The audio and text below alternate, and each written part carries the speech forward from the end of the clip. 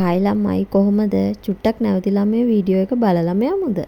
අලුතෙන් ටී-ෂර්ට් මහන ගොඩක් අයට තියෙන ප්‍රශ්නයක් තමයි ටී-ෂර්ට් එකකට රිබ් එකක් අල්ලගන්නේ කොහොමද කියන එක. අමාරුයි කියලා හිතුවට ඇත්තට මේක අමාරු වැඩක් නෙමෙයි. මං අද ඔයාලට කියලා දෙන්නම් රිබ් එකක් ලේසියෙන්ම ටී-ෂර්ට් එකකට අල්ලගන්න විදිහ ගැන. මුලින්ම ඔයාලට කරන්න තියෙන්නේ මේ වීඩියෝ එකේ පෙන්නලා තියෙන විදිහට බෑක් සහ ෆ්‍රන්ට් කොටස් දෙක උරහිසින් එකට සම්බන්ධ වෙන විදිහට මහගන්න එක. ඊට පස්සේ ටී-ෂර්ට් එකේ කර මේ විදිහට හිටින ආකාරයට තියාගන්න.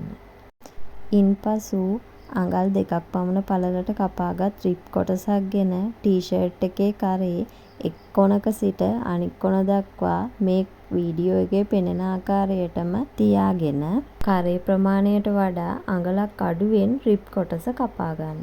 කැපුමේ යෙදුව ස්ථානයට මේ ආකාරයට මැහුමක් යොදා ටී-ෂර්ට් එකේ බැක් කොටස පැත්තෙන් රිබ් එක මැහීම ආරම්භ කරන්න.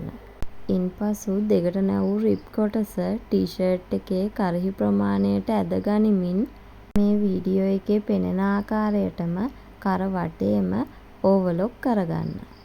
මම මේ වීඩියෝ එකේ කියලා දීපු විදිහට ඔයාලත් මහලා බලන්න. අද ඉඳන් ඔයාලටත් රිබ් එක අල්ලන එක එච්චර අමාරු වෙන එකක් නෑ. මේ තියෙන්නේ මම ඒ කියලා දීපු පිළිවෙලට මහලා නිම කරගත්තු ටී-ෂර්ට් එකක්.